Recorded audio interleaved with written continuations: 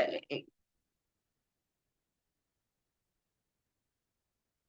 हाँ जी, प्रणाम जी। मीनू आप हो ना? मीनू, बोलिए श्री प्राणनाथ प्यारी जय। बोलिए श्री सतगुरु महाराज। हाँ मीनू, माइक ऑन करो। माइक ऑन कर लो अपना और शुरू करो भजन। माइक सबके हमने बंद कर दिए। हाँ जी, हाँ हाँ। जी, अब आ रही है आवाज। हाँ जी, ठीक है, अब शुरू बोलिए करो। श्री प्राणनाथ प्यारे की प्यारी जय। बोलिए श्री सतगुरु सतगुरु। महाराज की जय। बोलिए श्री बाईजूराज महारानी जी की जय। शुरू करूँ अभी? हाँ जी। हाँ जी।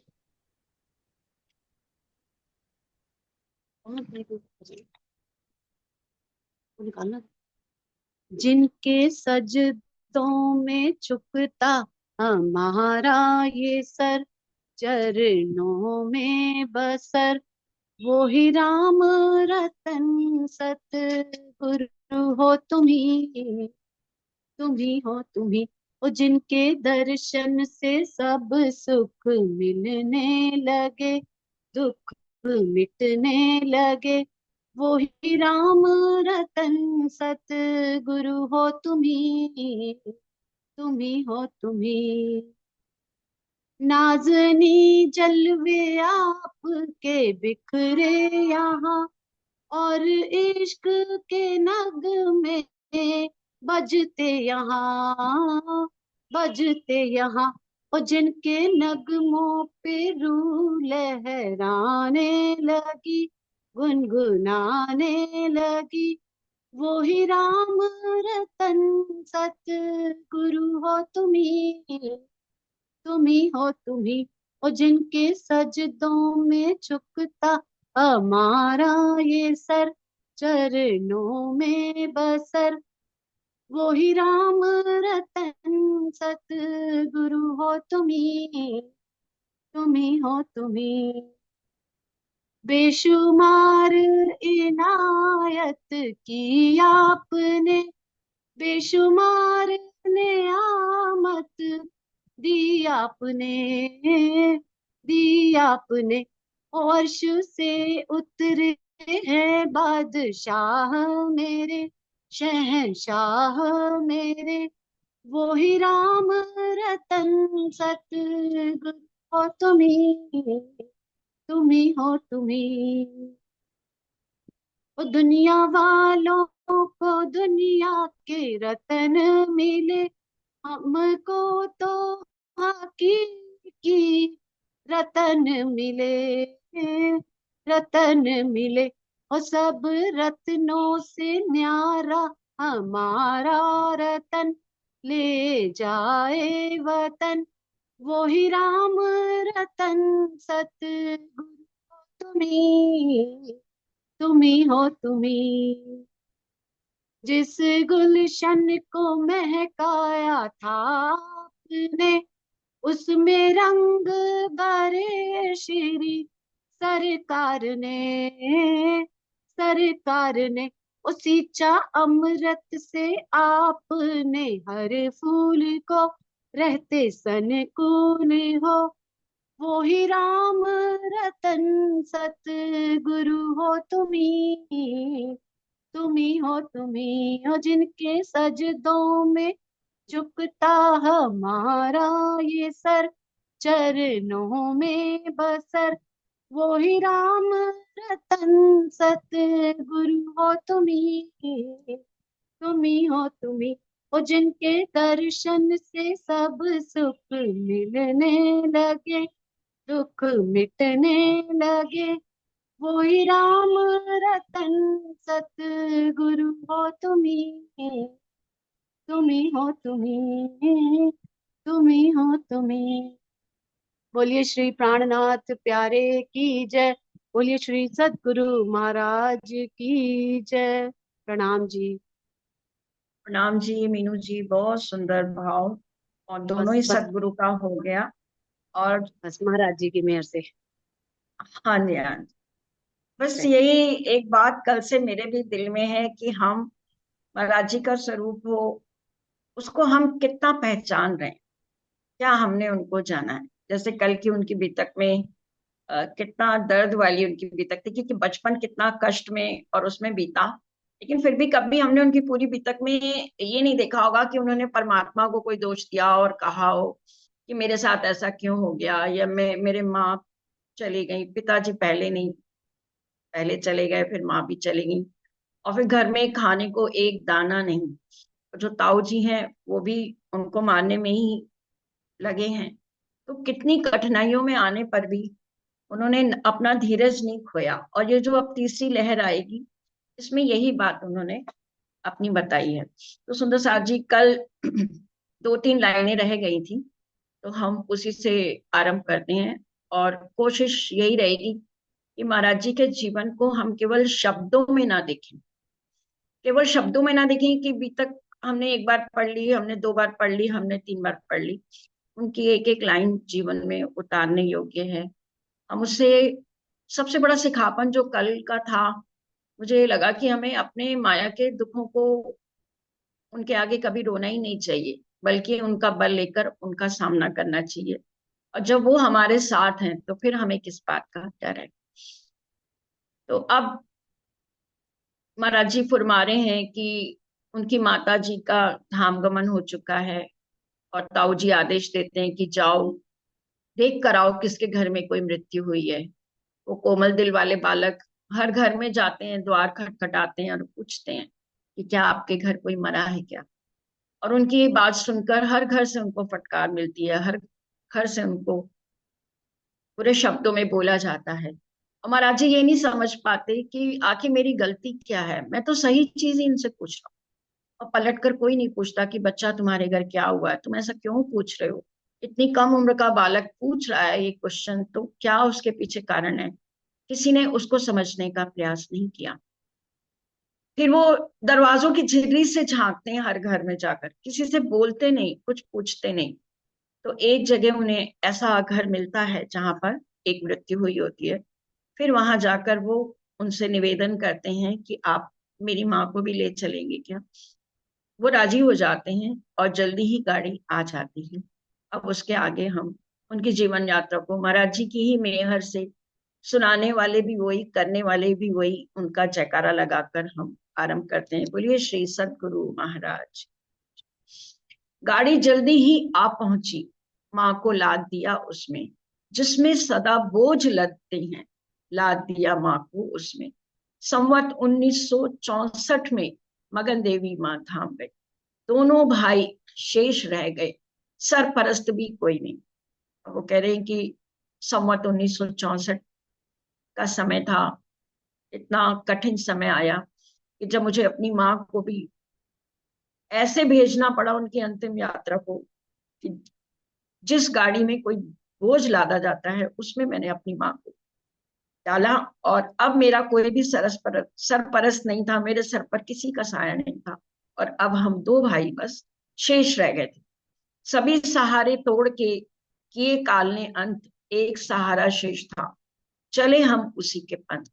महाराज जी कह रहे हैं कि नियति ने, भाग्य ने, काल ने मेरे सारे संबंध खत्म कर दिए। ना पिता रहे, ना माता रहे, और ताऊ जी तो पहले ही नहीं चाहते थे। अब एक सहारा जो ईश्वर का सहारा है, मैं उसी को लेके आगे चल। सुंदर साथ जी अब तीसरी लहर आरंभ करते हैं। दुख से पियू जी मिलसी, सुखे न मिलिया कोय, अपने धनी का मिलना सो दुख ही से होए।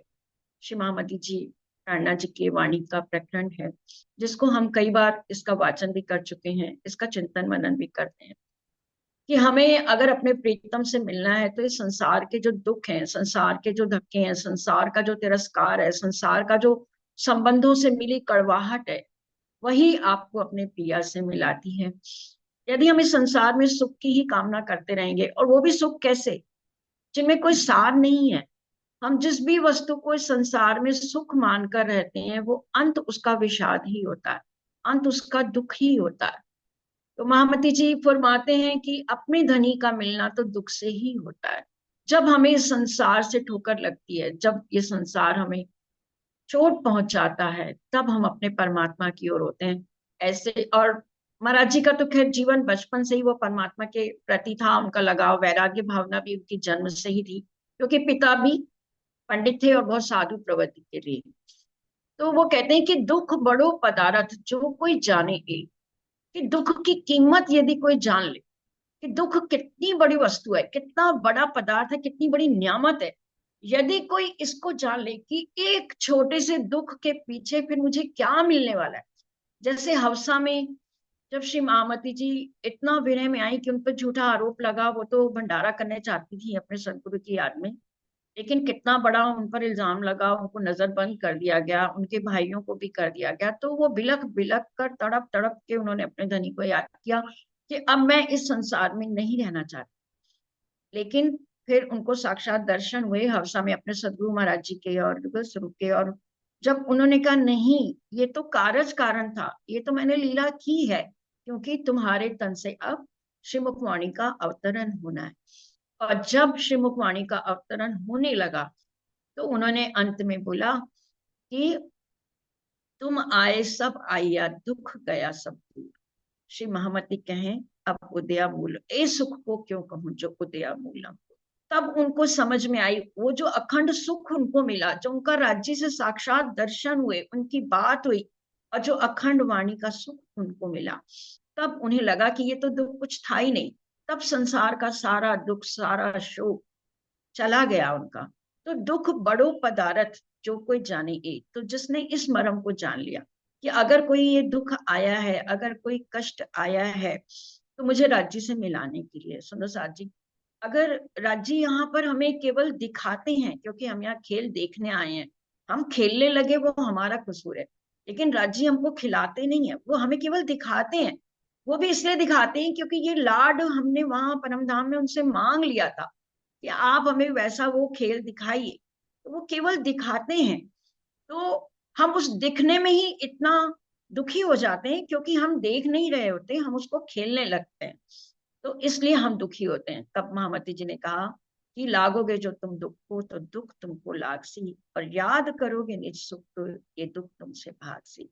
तो वो कह रहे हैं कि अगर दुख की ये महिमा हमें पता लग जाए, दुख की इस महिमा को, ऐसा नहीं है कि राज्य अनुभव नहीं कराते, हम सबको अपने जीवन में अनुभव कराते हैं, लेकिन बस यही है कि फिर उस क्षण को हम भूल जाते हैं जब हम थोड़ा सा राज्य का खैर आनंद भी मिलने लगता है, उसमें भी मस्त हो जाते हैं, तो हम कभी ना कभी उन दुख के क्षणों को भी विस्मृत सा कर देते हैं कि अब छोड़ो, अब हमें तो बहुत आनंद आ रहा है। लेकिन राज्य कहते हैं नहीं, उस दुख को हमेशा अपने, अगर तुम अंदर रखोगे उन क्षणों को, तो हमेशा अपने पिया के सन्मुख रहोगे, हमेशा तुम्हें ये संसार सारहीन लगेगा, हमेशा तुम आगे के लिए सबक ले लोगे कि नहीं, मुझे इस संसार में कोई वस्तु का सुख लेना ही नहीं। तो कह रहे हैं अगर आपको दुख की महिमा पता चल जाए तो ताथे सुख को छोड़ के दुख ले सको सो ले। मावती जी भी कहते हैं कि अगर सब सुखों को छोड़कर यदि दुख ले सकते हो तो लो, रात दिन दुख लीजिए, खाते पीते दुख, उठते बैठते दुख चाहिए, यूं पियूं सो हुई सन्मुख। यदि हम अपने पिया से सन्मुख होना चाहते हैं, यदि हम चाहते हैं कि हमें धनी का दीदार हर पल होता रहे, यदि हम चाहते हैं कि धनी का ये सुख हर पल हमारे दिल में आता रहे, तो रात दिन दुख, अब यहाँ पर दुख का मतलब है राज्य का विरह, राज्य की याद, उनका विरह हर पल हमारे दिल में रहे कि हम यहाँ राज्य का खेल देखने आए हैं और अब हमें इसको देखकर वापस जाना है। तो रात दिन खाते पीते वो विरह की अग्नि हमारे अंदर हो कि कैसे हम इश्क में रहते थे, कैसे हम परम धाम में रहते थे, और कैसे हमारी नजर यहाँ आ गई।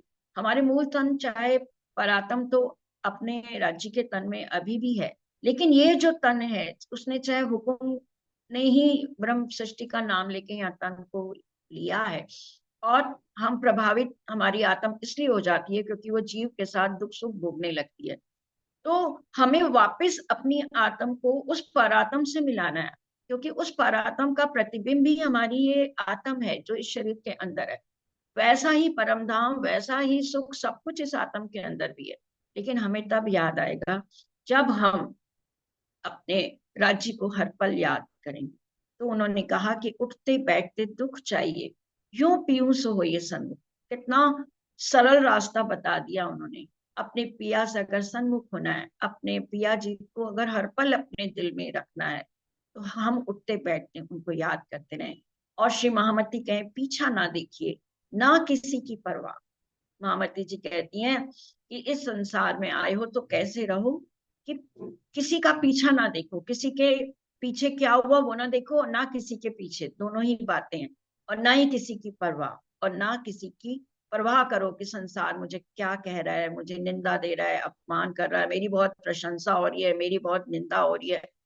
दुनिया की बुजुर्गी को तो पैरों के नीचे हमें रखना है। उन्होंने बोला कि बुजुर्गी मारे रे साथ जी, बुजुर्गी मारे, क्योंकि यही बुजुर्गी, यही जो मान प्रतिष्ठा का जो लालच होता है ना सुंदर साथ जी, यही हमको अपने धनी से मिलने नहीं देता, क्योंकि हम उसके पीछे दौड़ते हैं और वो हमारे आगे दौड़ता है। जैसे कि भूमिका में पहले ही महाराज जी ने समझा दिया था कि ये संसार की प्रकृति ही है, ये मिट्टी और पत्थर से बना है। तुम यहाँ कुछ भी ढूंढने जाओगे, मान ढूंढने, प्रतिष्ठा ढूंढने, प्रेम ढूंढने, कुछ भी ढूंढने जाओगे, तुम्हारे हाथ में केवल केवल मिट्टी और पत्थर ही आएगा। लेकिन उसके बदले यदि तुम अपने जीवन में प्रार्थना को ले लोगे, अपने जीवन में प्रार्थना को अपना लोगे, अपने जीवन में परमात्मा के प्रेम को अपना लोगे, तो एक दिन सारी दुनिया आपके कदमों के पीछे होगी। लेकिन जो परमहंस होते हैं वो इसकी भी परवाह नहीं करते कि दुनिया हमें चाहिए, वो तो केवल अपने परमात्मा की ही लगन में रहते हैं। इस तरह महाराज जी ने भी केवल परमात्मा को अपने हृदय में लेकर अपना आगे का जीवन आरंभ किया। वही रहा रखवाला अपना, वही खवैया नैया का। कितनी सुंदर पंक्तियां आदरणीय श्री प्रताप सिंह जी द्वारा महाराज जी ने खुद बैठ के लिखवाई कि अब तो वही ऊपर वाला परमात्मा ही हमारा रखवाला रहा और वही हमारी नैया का खिवैया था। जैसे नाव होती है सागर में, हिचकोले खाती है, कोई उसमें अगर तूफान आ जाता है, ऐसे ही महाराज जी कह रहे हैं मेरी जिंदगी का जो तूफान था, अब मेरे की जीवन की नैया का रखवाला केवल ऊपर वाला ही था। दिया सहारा उसी ने जब, उठा सहारा मैया का। और जब मेरी माँ का भी सहारा उठ गया तो उस परमात्मा ने ही मुझे सहारा दिया। बड़ा भयंकर समय एकदम। सुंदर सा जी, एक एक लाइन ये हमें भी जीवन में महसूस होती है, और हम भी ये समझते हैं कि जब जब हम पर कोई कष्ट आता है, एक हमारे सदगुरु, एक हमारे पिया जी, एक हमारे राजी महाराज जी हमारा सहारा बनकर खड़े होते हैं। क्यों? क्योंकि वो हर पल हमें देख रहे हैं, वो हर पल हमारी आत्म के हृदय में बैठकर हमें देख रहे हैं। बड़ा भयंकर समय एकदम अपने सर पर आ टूटा, भाग्य न जाने कैसा था बचपन में ही फूटा। अब वो कह रहे हम, मेरे सर पर अब बहुत भयंकर समय, भयंकर यानी इसलिए कह दिया कि अब रोटी रोजी भी कमानी है और एक छोटा भाई है उसको भी पालना है। तो अब उनको लगा कि मैं क्या करूं, तो उन्होंने धैर्य नहीं छोड़ा। छूट गया पढ़ना लिखना सब, बने ग्वालियर गायों की। पढ़ाई लिखाई तो कैसे ही कर सकते थे, तो अब वो गाय चराने लगे, ग्वालियर बन गए, ग्वाला बन गए, गायों को चराने का कार्य करने लगे। पेट भरा इस ढंग से अपना, और इस तरीके से अपना पेट भरने का, रोटी रोजी का साधन उन्होंने किया। ढोर चुगा हम सायों के, ढोर यानी वही पशुओं को चुगाकर, उनको दाना पानी देकर, उनको चराकर हम अपनी रोटी रोजी करने लगे। कभी पेट भर कभी एक दो, वो कहते हैं कभी तो पेट भर रोटी मिल जाती थी और कभी नहीं भी मिलती थी। तो कभी तो एक दो मिल गई, कभी बिल्कुल नहीं मिली। किसी वक्त की टल टाल रही, इसी तरह खाने पीने की औनी पौनी चल रही। महाराज जी कह रहे हैं कि खाने पीने की औनी पौनी यानी कभी तो पूरा पेट भरा, कभी नहीं भी भरा, कुछ बाकी रह गया, लेकिन वक्त चलता रहा। हम यह कहते हुए शुरू ही से लोगों से शर्माते थे, हम भूखे हैं, इस प्रकार के शब्द नहीं मुख में आते थे। देखिए कितने छोटे बालक हैं, कभी उन्होंने किसी से इस प्रकार ये शब्द कहा ही नहीं कि मैं भूखा हूं, मुझे भूख लगी है। और वैसे ही लोगों से शर्माते थे, कोई बात करते ही नहीं थे। और हम भूखे हैं ये शब्द तो उन्होंने कभी किसी से कहा ही नहीं। कितने छोटे से बच्चे में कितना स्वाभिमान है सुंदर साथ जी। कभी किसी से मांगा मांगा नहीं, कभी किसी से कोई कहा नहीं। फिरे ना घर घर कभी झांकते, कभी किसी के घर नहीं गए झांकने, कभी ना फैला आगे हाथ, और ना कभी किसी घर के आगे जाकर हाथ फैलाया यानी कोई मदद ही मांगी। कभी ना छुआ माल किसी का, और कभी पैसा कहीं सामने भी दिख जाए किसी का पैसा देखा तक नहीं। नहीं बिगाड़ी अपनी बात, अपने स्वाभिमान को जिंदा रखा। सुंदर साथ जी, ये बात हम सब के लिए बहुत ही प्रेरणादायक है, और हमारे बच्चों को भी ऐसे ही संस्कार देने की आवश्यकता है कि अपने स्वाभिमान को हमेशा जिंदा रखो, कैसी भी स्थिति हो। चाहे भरपेट हो चाहे नहीं हो, चाहे कैसी भी स्थिति है, वो परमात्मा देख रहा है ना। उसका संग करो, धैर्य करो, एक दिन आपका भी समय बदलेगा। किसी खेत से पके नाज की बाल तलक एक ना तोड़ी। पके हुए खेत मक्के के होते थे, गेहूं के होते थे, पर एक बाल भी, एक बाली कहते हैं ना जो गेहूं की बाली जैसे होती है, वो कह रहे हैं कि अनाज का एक तिनका भी कभी किसी खेत से नहीं लिया। बला से मूर्ख हैं, होने दो पेट भरा हो या खाली। चाहे पेट भरा होता था या खाली होता था, कभी उन्होंने किसी से, सॉरी, बला से भूखे हैं, चाहे बला से भूखे यानी कितनी ही भूख क्यों ना लगी हो, होने दो। उन्होंने भूख होने दिया, अपने आप को भूखा रहने दिया। पेट भरा है या खाली, कोई मिल जाते कभी कभार बालक समझ दया दिखा जाते। कोई कोई मिल जाते थे ऐसे भी, अड़ोस पड़ोस या मित्र या कोई जानने वाले या कोई ऐसे ही साथी मिल गए जो बालक समझकर दया दिखा जाते थे। किया सब्र उस ही में अपना, महाराज जी कहते हैं, उसी में मैंने अपना सब्र किया, संतोष किया। कर प्रणाम उसको खाते, यदि कोई दे गया तो उसको प्रणाम कर लिया, कोई नहीं दे गया, थोड़ा सा अन्न मिला, उसी को प्रणाम करके उसको ग्रहण कर लिया। श्री महामती कहे, ए मोमनो, शुक्र गरीबी सबर, इन वेद दोस्ती हक की, प्यार कर सको सो कर। श्री महामती जी भी अपनी वाणी में यही समझाते हैं कि हे मोमिनो, हे ब्रह्म शिष्टों, शुक्र गरीबी और सबर यानी हर स्थिति में धैर्य रखना, सब्र रखना, ऊपर वाले का शुक्र करते रहना, और गरीबी यानी विनम्रता से रहना। ये तीन ऐसे आधार हैं जिनसे हम अपने राज्य से, अपने पिया जी से प्यार कर सकते हैं, उनका प्यार पा सकते हैं, हम अपने सदगुरु को रिझा सकते हैं। आज भी मैं श्रृंगारवाणी अभी पढ़ रही थी, तो उसमें एक मोमिन दुनी का बेवरा प्रकरण 23 चल रहा था। उसमें भी यही लिखा था कि जो ब्रह्मात्माएं होंगी ना, उनकी जो चाल होगी, उनके जो लक्षण होंगे, वो दुनिया में अलग ही होंगे। वो बिल्कुल अलग, केवल अपने पिया के प्यार में ही लीन रहेंगी, उन्हें संसार से कोई मतलब ही नहीं होगा। तो जैसे ही वो प्रकरण पढ़ रही थी, मुझे महाराज जी का ही ध्यान आ रहा था कि देखिए ऐसे होती हैं ब्रह्मात्माएं, ऐसे परमहंस होते हैं जिनकी रहनी से हमको भी प्रेरणा लेनी चाहिए। तो यहाँ पर महामती जी ने भी कहा कि अगर राज्य से प्यार करना चाहते हो, अगर सच्चा सुख लेना चाहते हो, ये जो दुनिया का प्यार है ये तो तुम्हें आखिर में ठोकर ही देगा। चाहे किसी भी संबंध का प्यार हो, आप ये संबंध हैं, आप मान लीजिए किसी से बहुत प्यार करते हैं, वो धोखा नहीं देगा, लेकिन हो सकता है उसका जीवन ही कम हो, वो आपको मझधार में ही छोड़कर चला जाए, तो आप फिर अधूरे। तो कुछ ना कुछ इस संसार में कभी पूरा नहीं है। इसलिए अगर अपने पिया का प्यार यदि कर सकते हो तो करो। उसका तरीका उन्होंने बताया कि हे मोमिनो, शुक्र गरीबी और सबर, जिस हालत में साईं रखे, अधिक ना उससे कुछ चाहते। और जिसमें परमात्मा जिस हालत में राजी रखें, जैसी हमारी स्थिति आए, उसी में हमें संतोष रखना है। जिन विद पिया जी राखिए, ते ही विद रखिए रहिए, अधिक ना उससे कुछ चाहते हो। महाराज जी की तो पहले ही कामनाएं कुछ नहीं थी, पहले ही इच्छाएं कुछ नहीं थी, इसलिए वो बहुत आराम से अपने उस जीवन में रहते थे। खेत अगर कट जाता कोई, शिला बीन लिया करते। जैसे कोई खेत कटता है ना, कटाई होती है तो कुछ दाने उनके जैसे गिर जाते हैं, तो महाराज जी वो बीन लिया करते थे। एक वक्त एक मुट्ठी दाने कच्चे चाव लिया करते। और कभी कभी तो क्या होता, वो जो दाने मिलते तो उनको कच्चे ही चबा लेते थे कि कैसे खाना बनाएं या आटा कैसे करें उसका, तो उसको कच्चे ही चबाकर और अपना पेट भर लिया करते थे।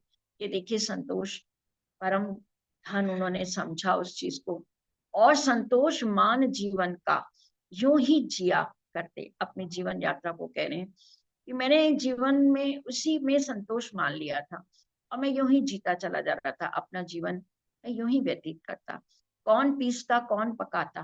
अब दाने मिल गए तो माँ थी तो चक्की में पीसती, लेकिन अब माँ नहीं है तो कौन पीसेगा कौन पकाएगा। और मान लो पीस लेता पका भी लेता, तो कहाँ धरी थी तरकारी, तो सब्जी कहाँ थी, सब्जी तो थी नहीं। तो चबा लिया करते बस यूं ही, किस्मत ही मेरी मात। वो ये कहते थे कि मैं उसको किस्मत का ही, भाग्य का ही समझकर जो मुझे मिलता था, जैसा मिलता था, मैं उसको स्वीकार कर लेता था, और कभी कभी कच्चे ही दाने खा लिया करता था। किसे जायका कहते हैं ये बात कभी ना ये जानी। जायका यानी स्वाद किसे कहते हैं ये तो बात कभी जानी ही नहीं। सुंदर सा जी कोई कच्चा ही खा लेंगे, कभी अध पका ही खा लेंगे, कभी वैसा कुछ मिला वैसा ही खा लेंगे, तो स्वाद कहाँ आएगा इन चीजों में। तो स्वाद क्या होता है, जायका क्या होता है। अब देखिए, हम लोग अगर घर में जरा सा हमसे कभी मिर्च तेज हो जाए या नमक हो जाए तो हम कैसे खाते नहीं है खाना। उस सब्जी को कहते हैं आज तो नमक कम हो गया, आज तो ये अच्छी नहीं बनी, आज तो उसमें मसाला ही नहीं है। क्यों? क्योंकि हम अपनी जिव्या के वशीभूत हैं, हम अपने गुणंग इंद्रियों के वशीभूत हैं। लेकिन महाराज जी ऐसे नहीं। तो जायका तो उन्हें पता ही नहीं, और गुणंग इंद्रियां तो उनको वैसे भी कुछ नहीं कर पाती, क्योंकि पहले ही उन्होंने कह दिया कि ऐसे लोहे के दाने भी होते हैं इस संसार में जो परमात्मा का अंश जिनमें होता है, जो परमात्मा ही होते हैं साक्षात। उनसे तो चक्की के जो दो पार्ट होते हैं ना, वो भी उखड़ जाते हैं, वो नहीं पीस पाते उन लोहे के दाने। तो ऐसे ही हमारे महाराज जी की महिमा है।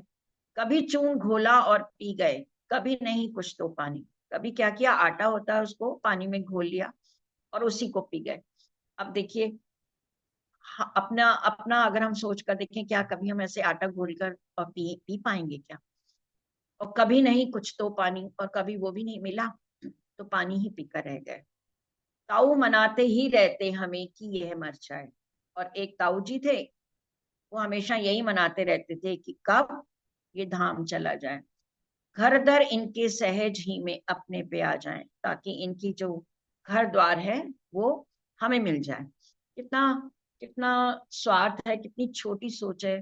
दो छोटे छोटे बच्चे, उनको खाना पिलाना तो छोड़, खाना पिलाना का पूछना ही छोड़ो, उनका जो घर है उस पर भी उनकी आंख है कि ये बच्चे अब ना रहें तो कम से कम मुझे इनकी सब घर दौलत, दौलत तो थी नहीं उनके पास, इनका घर द्वार मुझे मिल जाए। रहा ना सिर साया कोई, एक रोज ताऊ जी ने बुद्धिदास को गोद उठाया, चला खींचकर हाथ हमें। एक दिन ताऊ जी ने तो हद ही कर दी। बुद्धिदास बहुत छोटे थे, उनको गोद में उठा लिया और महाराज जी का हाथ खींचकर और ले चले। थोड़ी दूर एक कुआं था, जिसकी मन जिसकी मन थी कुछ ऊंची, हमें डालने को कुएं में जब अपनी बाहें खींची। एक कुआं था, उसकी दीवार ऐसे कुछ ऊंची थी, और महाराज जी कह रहे हैं कि हमें कुएं में डालने के लिए हमारी बाह खींची कि हम उठाकर हमको उसके अंदर कर दें, और बुद्धिदास तो गोद में ही थे तो हम दोनों को ही वो कुएं में डाल सकते थे। पैर अड़ाए मैंने मन में, तो जो मोटी दीवार कुएं की होती है, महाराज जी ने वहां पर पैर अड़ा लिया। और गोदी रोता बुद्धिदास, और जो बुद्धिदास जी थे, जो छोटे भाई थे, वो रोने लगे जोर जोर से कि अब उनको कुएं में जाता मतलब बहुत डर लग रहा है कि एक तो भाई का हाथ खींच के उसको भी कर रहे हैं, और इनको भी मतलब इनको भी डालने की तैयारी है। खींचा तान हुई हमारी, छुड़ा रहा मैं उनसे हाथ। अब हमारी खींचा तानी हो रही है, ताऊ जी मेरा हाथ खींच कर कुएं में डालना चाहते हैं और मैं उनसे हाथ छुड़ा रहा हूँ।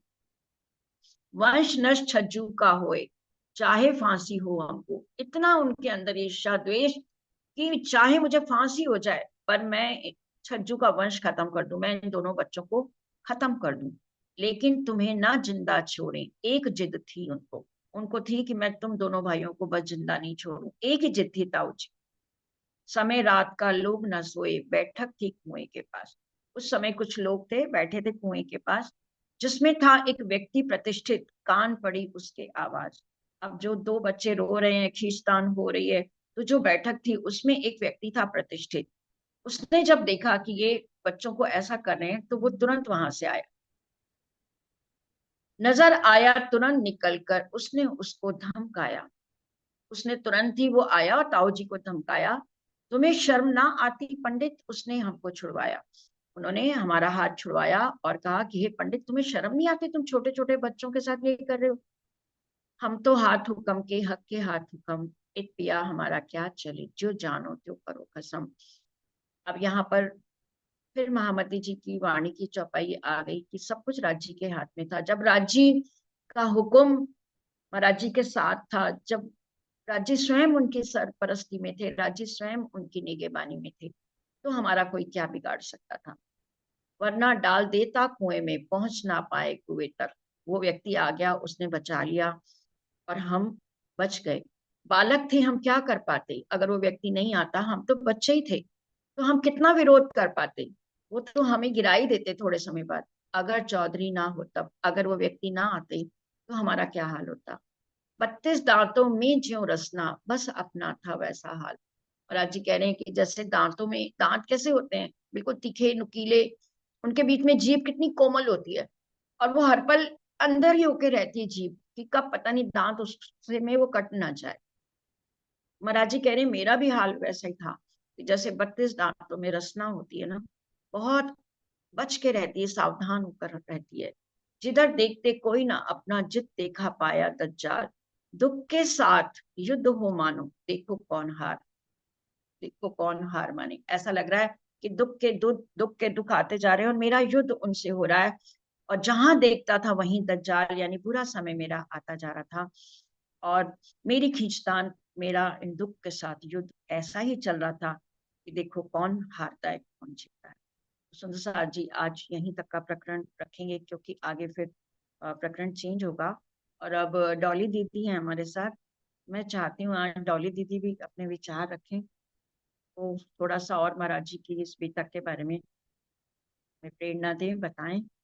डॉली दीदी, डॉली दीदी है ना?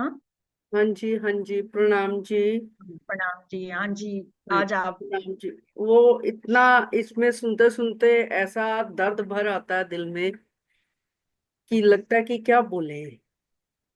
सच में, जो सच में बोले। हमारे सदगुरु उन्होंने कैसे जीवन बिताया, और हम जरा सा कष्ट आने पे रोने लग जाते हैं। उनको वो मारने की सोच रहे हैं। हमें कोई कह भी देना कि तुम मरते क्यों नहीं, तो सोचते हैं अरे कह कैसे कह दिया। वो मारने हाँ की कोशिश कर रहे हैं तो भी वो कह रहे हैं हम तो हाथ हुक्म के। ऐसी परिस्थितियों से निकल के फिर राज्य पे तो भरोसा होना ही चाहिए ना हमें, कि जब हमारे सदगुरु के साथ ऐसी परिस्थितियां हुई। अब वास्तव में भी देखो, रामचंद्र जी भी आए, वो भी कितने मतलब भगवान के रूप में दुनिया उन्हें मानती है, तो भी उन्होंने कैसे, सिंहासन पर बैठना था तो वनवास भेज दिया गया, है ना। तो अभी आज जो बातें सुनी तो उसमें दुख की महिमा भी बता रहे हैं कि जो समझदार, जो ज्ञानी जन होते हैं ना, वो तो जानबूझकर दुख मानते हैं। मैंने महाभारत की एक कहानी सुनी कि कुंती, जो कृष्ण जी की संसारिक रिश्ते में बुआ भी लगती थी, तो वो कहती थी, कुंती से एक बारी कहा, बुआ मांग लो जो मांगना है, मैं तुमसे बहुत प्रसन्न हूँ। वो कहते हैं सारी दुनिया के दुख जो है ना मुझे ही दे दो। उन्होंने दुख मांगा। क्यों? उन्होंने कहा तूने और कुछ क्यों नहीं मांगा बुआ? वो कहते हैं क्यों, मेरे पास दुख होगा तो तुम मेरे साथ रहोगे, हाँ। इसलिए दुख मांगा। कि क्योंकि महामती जी ने वाणी में कितना कहा है, दुख रे महंगो मोल को, वाको मोल न जाने कोई। कि दुख जब साहेब संकुल हो गई तो दुख आवे तिन। दुख की महिमा यहाँ कह दिया कि जिस पर राज्य धनी मेहरबान आते हैं होते हैं, अर्थात जिसके सर पर धनी होते हैं, जिसके साथ हर पल धनी होते हैं, दुख उसी को देते हैं। तो वो तो महाराज जी की परीक्षा ले रहे थे। परीक्षा क्या ले रहे थे, खुद ही निकाल भी रहे थे राज जी महाराज कि ये कितनी दुखी, कैसे मैं वो हमें दुख दिखा रहे थे कि ऐसा ऐसा भी दुख होता है। और हम सब हम्म। के लिए ये सिखापन है उनका जीवन। अगर हम उनके जीवन को देखकर भी अपने दुखों में अगर हम भटक जाते हैं और कहीं भी शीश नवाने लग जाते हैं, तो ये हमारा ही बुद्धि दोष है। तो हमें राजी का चरण, राजी के चरण कमल तो कभी नहीं छोड़ने। यही सोचना है, हर पल शुक्राना करना है कि राजी मेहरबान है, तभी हमें कष्ट दे रहे हैं, तभी हमें दुख दिखा रहे हैं, दे रहे हैं नहीं है। वो तो कहते हैं कि मैं हाँ। फूल की पंखुड़ी जितना भी मारने से जितना दुख होता है ना, उतना दुख भी नहीं अपने सुंदर साथ को, अपनी ब्रह्मात्माओं को देना चाहता। तो फिर हम क्यों दुख से दुखी हो जाते हैं? क्योंकि ये जीव है, जीव का जो अंतर मन होता है ना, वो संसार को ही, संसार के सुखों को ही सुख मानता है, जब तक समझ नहीं होती। जब समझ आ जाए कि मैं कौन हूँ, मेरा नाता किनसे है, जो सुख के निधान हैं, हर पल सुख देने वाले हैं, तो फिर कभी भी जीव घबराता नहीं। अगर पल भर के लिए वो दुविधा में होता भी है तो धनी तुरंत उसे उस दुविधा से निकाल भी लेते हैं। ये मैं अपना अनुभव भी बता रही हूँ, क्योंकि ये जीवन है, संसार है, हम परिवार में रहते हैं।